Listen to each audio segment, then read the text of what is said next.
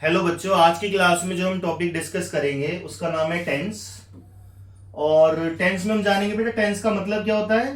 Tense का मतलब होता है काल। काल का मतलब समय। समय का मतलब टाइम।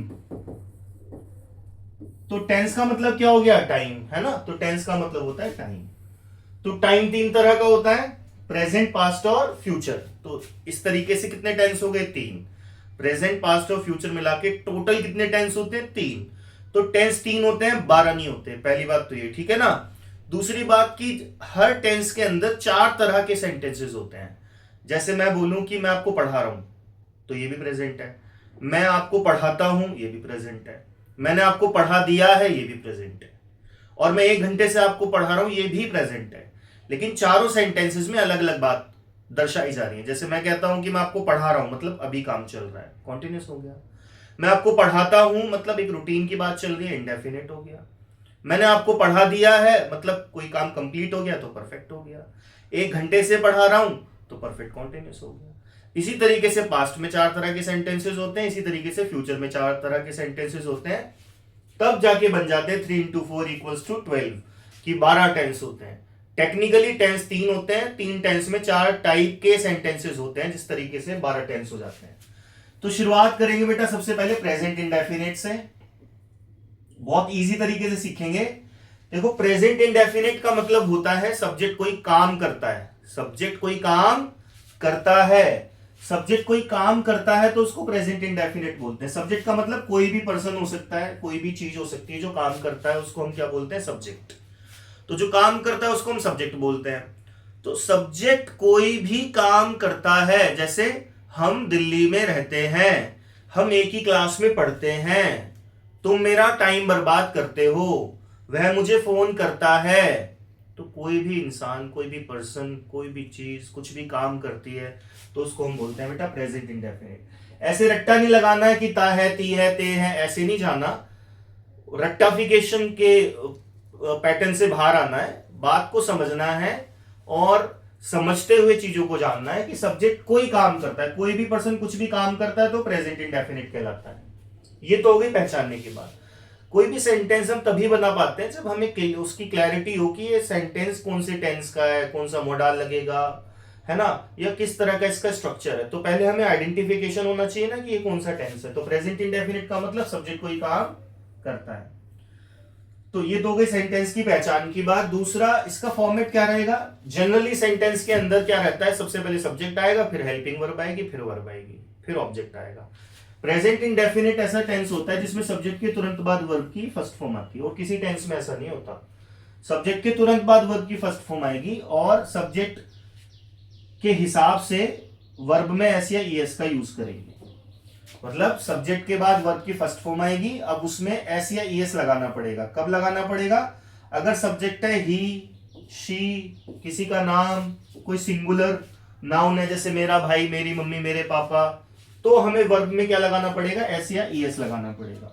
और अगर सब्जेक्ट है I, we, you, they, plural noun, तो वर्ब में हमें ना तो एस लगाना है ना ही ईएस लगाना है। तो प्रेजेंट इंडेफिनिट का मतलब सब्जेक्ट के तुरंत बाद वर्ब। जैसे मैं आपको पढ़ाता हूं तो आई, और पढ़ाने की टीच, आई टीच यू। हम एक ही क्लास में पढ़ते हैं तो वी सब्जेक्ट हो गया, पढ़ते हम स्टडी, एक ही क्लास में, इन द सेम क्लास, तो we study in the same class. कोई इज़ेमार नहीं लगाना, कोई वाज वर्ब नहीं लगाना, कोई विल नहीं लगाना। अगर सब्जेक्ट कोई काम करता है तो उसको प्रेजेंट इंडेफिनिट कहते हैं। और प्रेजेंट इंडेफिनिट में सब्जेक्ट के तुरंत बाद वर्ब की फर्स्ट फॉर्म आ जाती है। अब उसमें एस या ईएस लगेगा, डिपेंड करता है सब्जेक्ट के ऊपर कि सब्जेक्ट अगर ही या शी है या किसी का नाम है। जैसे आदित्य बहुत अच्छा खेलता है तो आदित्य नाम हो गया किसी का, तब इसमें वर्ब में एस लग जाएगा। Aditya plays very well. कुछ एग्जाम्पल देख लेते हैं कि मैं उसे जानता हूं, तो मैं उसे जानता हूं यानी सब्जेक्ट कोई काम करता है। तो सबसे पहले सब्जेक्ट आ गया आई, उसके बाद वर्ब आ गई। सब्जेक्ट के बाद क्या आएगा? वर्ब। तो वर्ब आ गई नो। किसे जानता हूं? उसे। लड़की है तो हर, है ना। ये तो बोलने वाले को पता रहेगा ना, हिम के बारे में कह रहा है, हर के बारे में कह रहा है। दूसरा हो गया बेटा हम दिल्ली में रहते हैं, हम मतलब वी, वर्ब क्या इसमें? रहना, तो सीधा वर्ब आ जाएगी, कोई इज़ेमार नहीं लगाना। वी लिव, कहां रहते हैं? दिल्ली में, इन दिल्ली। या आर नहीं लगा देना कि है का मतलब आर है, मेरा भाई इंग्लिश बोलता है तो सब्जेक्ट कौन हुआ? My brother. इसके बाद क्या आएगी? Direct verb. वर्ब क्या है? बोलना। बोलना मतलब स्पीक। अब मेरा भाई सिंगुलर है ना, तो वर्ब में एस लग जाएगा, स्पीक्स। क्या बोलता है? इंग्लिश, तो इंग्लिश हो जाएगा। My brother speaks English. Aditya सब जानता है तो सब्जेक्ट कौन हुआ? आदित्य। वर्ब क्या है? जानना। अब जानना किसी का नाम है ना, जानना जो है वो एक वर्ब हो गई, और आदित्य किसी का नाम है तो वर्ब में एस लग जाएगा। सब जानता है, सब मतलब एवरीथिंग। तो इतनी सी बात है बेटा, सब्जेक्ट के बाद सीधा वर्ब आ जाएगी। अब वर्ब में क्या आ जाएगा? एस या ईएस, अगर सब्जेक्ट ही शी या किसी का नाम हो। तो अब एक चीज और समझ लेते हैं छोटी सी। अभी हमने जैसे देखा कि अगर सब्जेक्ट ही शी किसी का नाम या सिंगुलर नाउन हो तो वर्ब में एस ईएस लगाना है। तो हमें वी हैव टू कंफर्म कि एस कब लगेगा वर्ब में और ईएस कब लगेगा। देखो इस बात में कोई दो राय नहीं है कि एस और ईएस तभी लगेंगे जब सब्जेक्ट ही शी या किसी का नाम हो। अगर सब्जेक्ट आई है तो आई थिंक्स नहीं कर सकते हम, गलत हो जाएगा। या चिल्ड्रन प्लेज नहीं कर सकते, गलत हो जाएगा, क्योंकि चिल्ड्रन प्लूरल नाउन हो गया है।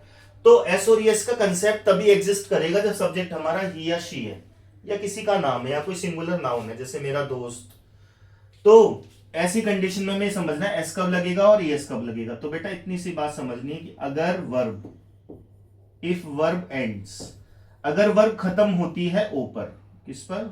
ओ पर, या डबल एस पर, या सी एच पर, या डबल एस पर, या एक्स पर, अगर आखिरी लेटर इन पांचों कॉम्बिनेशन से मिलता जुलता है या ऐसा कुछ है तो उस वर्ब में हम एस ईएस लगाएंगे, और बाकी तमाम वर्ब के साथ हम एस लगाएंगे। इसीलिए हम करते हैं गो की जगह, जब हम बोलते हैं वह जाता है तो ही गोज हो जाता है, तो गो में ईएस लगा देते हैं। ऐसे ही अगर हम मैं बोलूं डबल एस आ जाए किसी वर्ड में, जैसे कि मिस, वह मुझे याद करता है तो ही मिस मी नहीं होगा, ही मिसेज मी हो जाएगा, ईएस लग जाएगा। जैसे सी एच आ जाए अगर आखिरी के किसी वर्ड में, जैसे कि टीच, तो सी एच आ गया है ना, तो इसमें ईएस लग जाएगा। जैसे राकेश सर अच्छा पढ़ाते हैं, तो राकेश सर नाम हो गया किसी का, है ना, सिंगुलर हो गए, तो इसमें वर्ब में एस या ईएस लगाना है, तो एस लगाएंगे या ईएस लगाएंगे, किससे डिसाइड होगा? स्पेलिंग से। लास्ट में सी एच आ रहा है ना, तो ईएस लग जाएगा, बन जाएगा Rakesh sir teaches very well. या लास्ट में एक्स आ जाए, जैसे कि मिक्स,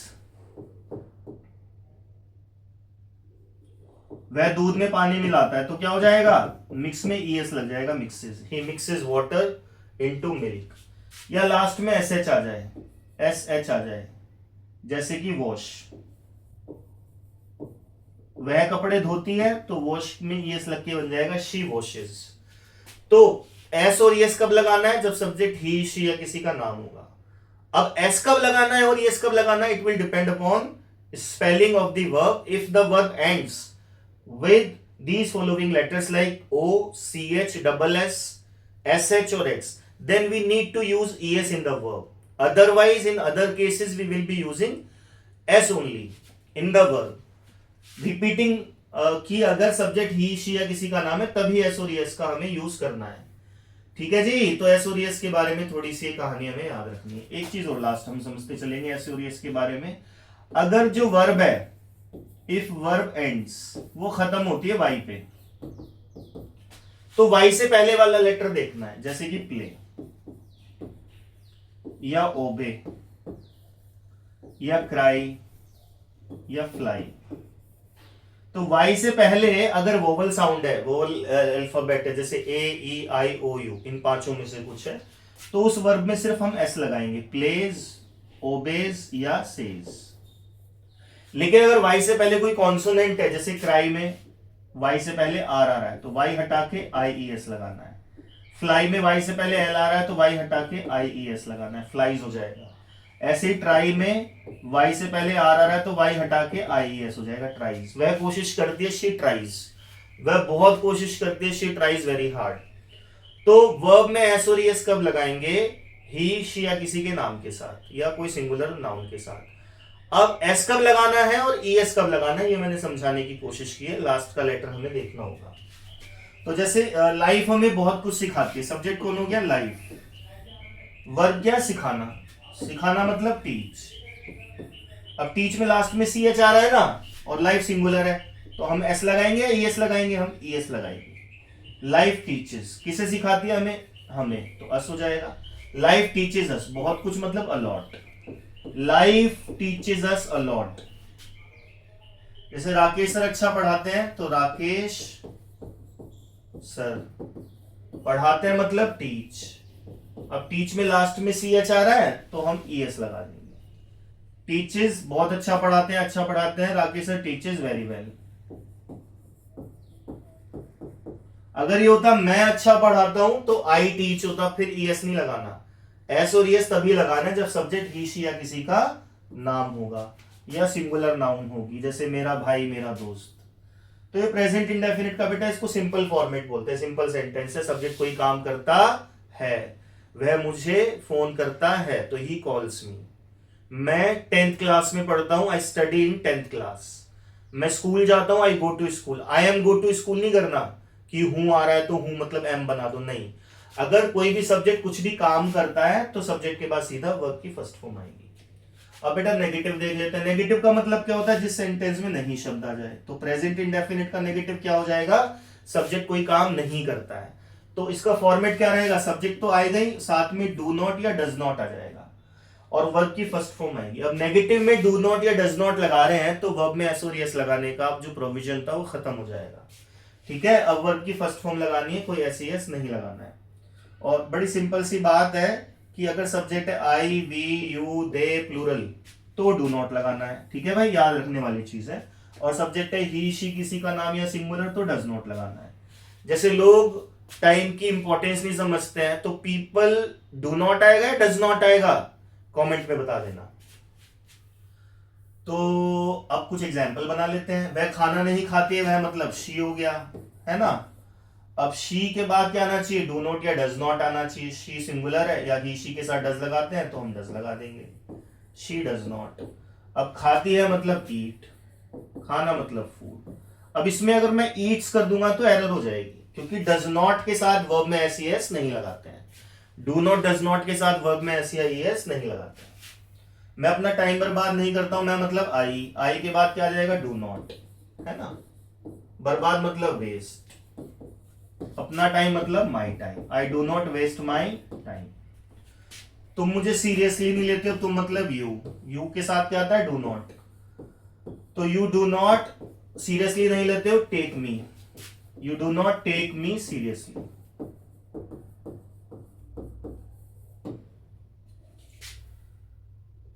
अब कुछ लोग अपनी इंपॉर्टेंस नहीं समझते हैं। सब्जेक्ट हो गया कुछ लोग, उसके बाद डू या डज नॉट लगाएंगे, फिर समझने की इंग्लिश लगाएंगे, और ऑब्जेक्ट आ जाएगा अपनी इंपॉर्टेंस, देयर इंपॉर्टेंस। ये आपको बनाना है भाई। राहुल गांधी राजनीति को समय नहीं देते, तो राहुल गांधी सब्जेक्ट हो गया, उसके बाद डू नॉट आएगा या डज नॉट आएगा?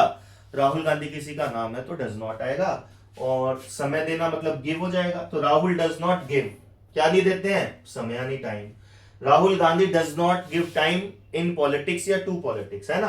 तो इस तरीके से नेगेटिव सेंटेंस हमारा कंप्लीट हो जाता है बेटा। अब बात करते हैं इंटेरोगेटिव की। इंटेरोगेटिव का मतलब क्या होता है? इंटेरोगेटिव का मतलब होता है सवाल पूछना, इंटेरोगेट करना। When we are asking a question to somebody, that sentence is called interrogative sentence. So there are two types of interrogative sentences. One starts from क्या इन हिंदी। अगर हम ट्रांसलेशन की बात कर रहे हैं, हमारे दिमाग में तो हिंदी में ही आती है ना चीजें। तो अगर सेंटेंस क्या से शुरू होता है, किसी भी टेंस का सेंटेंस अगर वो क्या से शुरू होता है, तो हमेशा उसकी शुरुआत हेल्पिंग वर्ब से होती है। तो इधर भी हेल्पिंग वर्ब क्या है? डू या डज। अगर सेंटेंस क्या से शुरू हो रहा है तो शुरुआत किससे करेंगे? डू या डज से करेंगे, और सब्जेक्ट दूसरे नंबर पर आएगा और वर्ब की फर्स्ट फॉर्म आएगी। अब बना के देख लेते हैं। जैसे तुम मुझे जानते हो, प्रेजेंट इंडेफिनिट है, क्या लगा दिया, क्वेश्चन बन गया। अब सब्जेक्ट है यू, तो यू के साथ क्या आता है? डू या डज? डू आता है, तो सेंटेंस की शुरुआत हो जाएगी डू से। डू यू, वर्ब क्या? जानना, नो। बचा कौन? मुझे, मी, डू यू नो मी। क्या तुम्हारा भाई, अब ये सब्जेक्ट है तुम्हारा भाई, अब ये जो सब्जेक्ट है यू नहीं है, यहां पे सब्जेक्ट है योर ब्रदर, तो ब्रदर के हिसाब से डू डज लगेगा। ठीक है, और ब्रदर क्या है? सिंगुलर, तो आ जाएगा हमारा स्टार्टिंग में डज, और फिर योर ब्रदर। तो यू देखते ही डू नहीं लगा देना कि यू योर आ रहा है तो डू लगा देंगे, यू के साथ तो डू आता है, नहीं। Your brother, your father, your friend, ये सब सिंगुलर है, तो इसके साथ हम क्या लगाएंगे, does not. Your brother does not इस स्कूल में तुम्हारा भाई इस स्कूल में, क्या तुम्हारा भाई इस स्कूल में पढ़ता है, तो डज योर ब्रदर पढ़ता है, मतलब स्टडी इन दिस स्कूल। मैं नेगेटिव में चला गया तो थोड़ा सा ना, तो डज नॉट लगा दिया था। क्या वह रहता है, तो वह हो गया ही के साथ डू डज आएगा तो डज लगा देंगे, डज ही। यहां आता है मतलब कम, डज ही कम हियर। क्या तुम भगवान में बिलीव करते हो, सब्जेक्ट हो गया यू, और स्टार्टिंग किससे हो जाएगी, डू या डज से। तो do you believe in God, ये बनाना है अपने आप से। दूसरा टाइप होता है बेटा WH फैमिली में क्या, कहां, कैसे, क्यों, कब जैसे शब्द सेंटेंस में आते हैं, तो उसको हम WH फैमिली बोलते हैं। किसी भी सेंटेंस को अगर हम बना रहे हैं और वो इंटेरोगेटिव है और WH फैमिली कहीं भी आ रही है, जैसे तुम मेरे बारे में क्या सोचते हो, तो क्या कहीं भी आ रहा है, क्या को पकड़ेंगे और उसकी इंग्लिश लिखेंगे, इसको WH फैमिली बोलते हैं। जैसे क्या, क्यों, कैसे, कहां, कब, कौन, किसको, वगैरह वगैरह, है ना। तो एग्जाम्पल देख लेते हैं, तुम क्या खाते हो, तो सबसे पहले WH फैमिली वाले वर्ड को पकड़ेंगे, क्या हो जाएगा, क्या की इंग्लिश व्हाट, और दूसरे नंबर पे क्या आएगी, हेल्पिंग वर्ब। तो WH फैमिली का फॉर्मेट क्या रहता है, सबसे पहले WH फैमिली, दूसरे नंबर पे हेल्पिंग वर्ब, और सब्जेक्ट आता है तीसरे नंबर पे, और वर्ब की फर्स्ट फॉर्म आएगी, टेंस के हिसाब से बदलती रहेगी। अगर यहाँ पे हैज है तो ये थर्ड फॉर्म हो जाएगी। तो सबसे पहले WH फैमिली और दूसरे नंबर पर हेल्पिंग वर्ब, तो WH फैमिली हो गई व्हाट, दूसरे नंबर पर हेल्पिंग वर्ब आएगी, वो क्या है, डू या डज।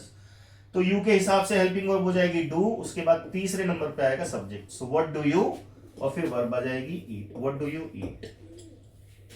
वह कैसा पढ़ाता है, तो सबसे पहले कैसा की इंग्लिश बनाएंगे, हाउ। दूसरे नंबर पे क्या आएगी, हेल्पिंग वर्ब। तीसरे नंबर पे क्या आएगा, सब्जेक्ट। तो सब्जेक्ट के हिसाब से हेल्पिंग वर्ब आती है, सब्जेक्ट है ही, और ही के साथ क्या आता है, डू या डज। क्या आता है ही के साथ, डू आता है, डज आता है, तो हाउ डज। तीसरे नंबर पे सब्जेक्ट आ गया ही, और फिर आ गई verb teach, how does he teach. वह यहां क्यों आता है, तो पहले क्यों को पकड़ेंगे और उसकी इंग्लिश बनाएंगे, क्या हो जाएगी, वाई। दूसरे नंबर पे क्या आएगी, हेल्पिंग वर्ब, डू या डज में से, क्योंकि प्रेजेंट इंडेफिनिट कर रहे हैं। सब्जेक्ट है ही के साथ क्या आता है, डज, तो वाई डज ही। फिर आ गई verb come, why does he come. यहां क्यों आता है, here, why does he come here. तुम इस बारे में क्या जानते हो, तो बड़ा सेंटेंस है ना, क्या को उठा लेंगे, व्हाट। दूसरे नंबर पे क्या आएगी, helping verb. Helping verb subject के हिसाब से आती है, यू के हिसाब से क्या आ जाएगा, do, so what do you.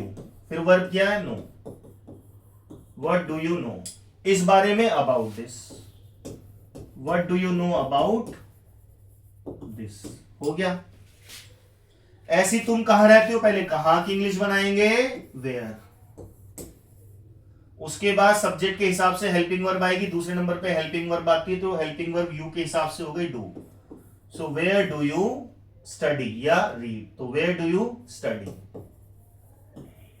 ऐसे ही ये बाकी के दोनों बना दें, तुम क्यों रोते हो, पहले क्यों की इंग्लिश बनाएंगे, तुम कब उठते हो, पहले कब की इंग्लिश बनाएंगे, फिर डू या डज लगाएंगे, फिर तीसरे नंबर पे सब्जेक्ट आएगा, फिर वर्ब की फॉर्म आएगी। प्रेजेंट इंडेफिनिट है तो फर्स्ट फॉर्म आएगी। तो बेटा इस तरीके से हमने प्रेजेंट इंडेफिनिट सीखा है। कंक्लूड अगर मैं करूं, सब्जेक्ट कोई भी काम करता है, कोई भी सब्जेक्ट कोई भी काम करता है तो उसको प्रेजेंट इंडेफिनिट बोलते हैं। मैं तुम्हें पढ़ाता हूं, गवर्नमेंट टैक्स लगाती है ना, जनता वोट डालती है, डेमोक्रेसी में जनता अपने लीडर्स खुद चुनती है। अब ये मुझे इंग्लिश में लिखना है, तो मुझे प्रेजेंट इंडेफिनिट आना चाहिए कि नहीं आना चाहिए, कि इन अ डेमोक्रेसी पीपल चुनती है, मतलब पीपल इलेक्ट देयर रिप्रेजेंटेटिव्स। तो कोई भी टेंस होता है उसका एक उपयोग है, there is a certain use of tenses and modals and other translation skills related words which we generally called grammar. तो हमें इसको अच्छे से करना है। प्रेजेंट इंडेफिनिट का मतलब सब्जेक्ट कोई काम करता है, सब जब इसको इंग्लिश में बनाएंगे तो सब्जेक्ट के बाद सीधा वर्ब आएगी, कोई हेल्पिंग वर्ब नहीं आएगा। वर्ब में हम एस लगाएंगे और ऑब्जेक्ट लगाएंगे। कैसे क्या करना है मैंने पूरा एक्सप्लेन कर दिया है। नेगेटिव होगा तो सब्जेक्ट कोई काम नहीं करता है तो वो नेगेटिव हो जाएगा। जब इंग्लिश बनाएंगे तो सब्जेक्ट के बाद डू नॉट या डज नॉट आ जाएगा, फिर वर्ब आएगी। और इंटेरोगेटिव हमेशा दो तरह से हम देखेंगे, अगर क्या से शुरू हो रहा है तो हेल्पिंग वर्ब से सेंटेंस शुरू होगा। प्रेजेंट इंडेफिनिट है तो डू डज पहले आ जाएगा। क्या तुम्हें मेरी बात समझ में आती है? Do you understand what I से? तो डू से शुरू हो गया। अगर मैं क्यों लगा दूं, कहां लगा दूं, तो पहले WH वाला वर्ड आएगा, फिर डू डज आएगा। जैसे तुम क्यों हंसते हो, तो पहले क्यों की इंग्लिश बनाएंगे वाई, फिर हेल्पिंग वर्ब लगाएंगे डू, फिर सब्जेक्ट आएगा वाई डू यू लाफ। बहुत इजी है, बड़े आराम से सीख सकते हैं। और प्रेजेंट इंडेफिनिट कंप्लीट हो गया है। अगली वीडियो में मिलते हैं, पास्ट इंडेफिनिट करेंगे, जल्दी मिलते हैं। Thank you so much for watching the video. यहां तक अगर आए हो तो सब्सक्राइब कर लेना, शेयर भी कर देना और लाइक तो करना ही है। और जो बीच में कमेंट करने के लिए बोला है तो कमेंट कर देना। Thank you so much.